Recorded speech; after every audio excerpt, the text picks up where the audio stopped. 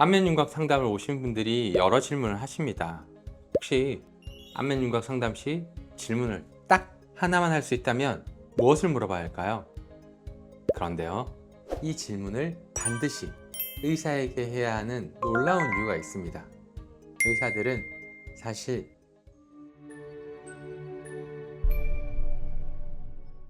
안녕하세요. 슈어스 성형외과 원장 성형외과 전문의 박준규입니다. 이번 영상은 또 볼처짐에 대한 것입니다. 이전 볼처짐 인트로 영상에서 말씀드렸듯이 제가 국내에서 볼처짐에 제일 진심인 의사잖아요. 앞으로도 볼처짐에 대한 많은 영상이 계획되어 있겠죠? 안면윤곽 상담을 오신 분들이 이런 질문을 하십니다. 절골은 어떻게 하시나요? 고정 방식은요? 백리는 어디까지 하시나요? 그런데요, 제 솔직한 마음은 그게 뭐 그리 중요한가 하는 생각입니다. 그 질문에 답을 듣고 이렇게 수술하면 결과가 좋겠구나 하는 걸 의사인 저도 잘 모를 것 같거든요. 만약 여러분이 안면윤곽 상담 시 질문을 딱 하나만 할 수 있다면 뭘 물어봐야 할까요? 제가 생각하는 정답은 저는 수술하면 볼처짐이 올까요? 입니다. 이때 중요한 것이 있습니다. 반드시 의사에게 물어봐야 한다는 것입니다. 이 질문이 중요한 이유는 여러 가지가 있겠죠. 저는 안면윤곽, 특히 광대 수술에서 절대 생기면 안 되는 부작용이 볼처짐이라고 생각합니다.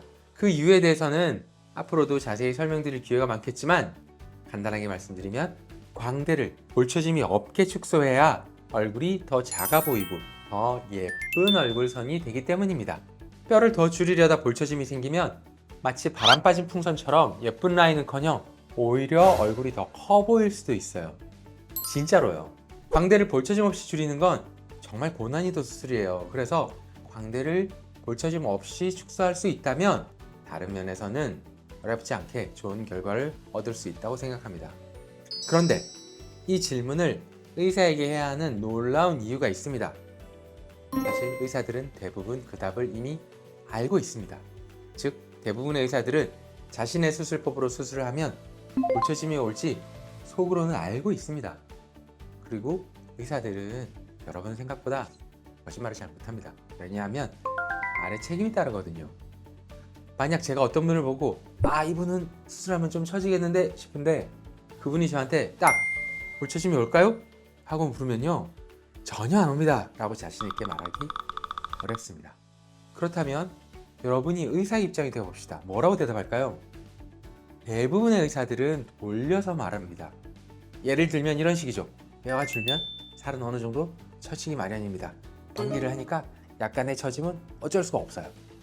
요즘은 좀 더 강하게 나오는 분들도 있어요. 환자분은 살성 때문에 처질 위험이 있습니다.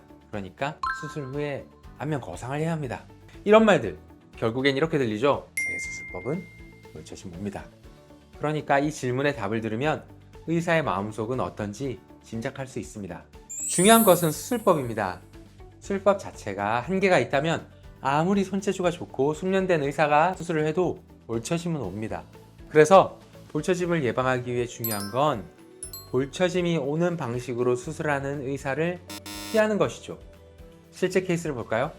볼처짐이 전혀 보이지 않죠? 오히려 볼살은 이전보다 올라간 것이 보입니다. 이렇게 올라간 볼살은 이후에도 수술 전 얼굴보다 처지지 않습니다.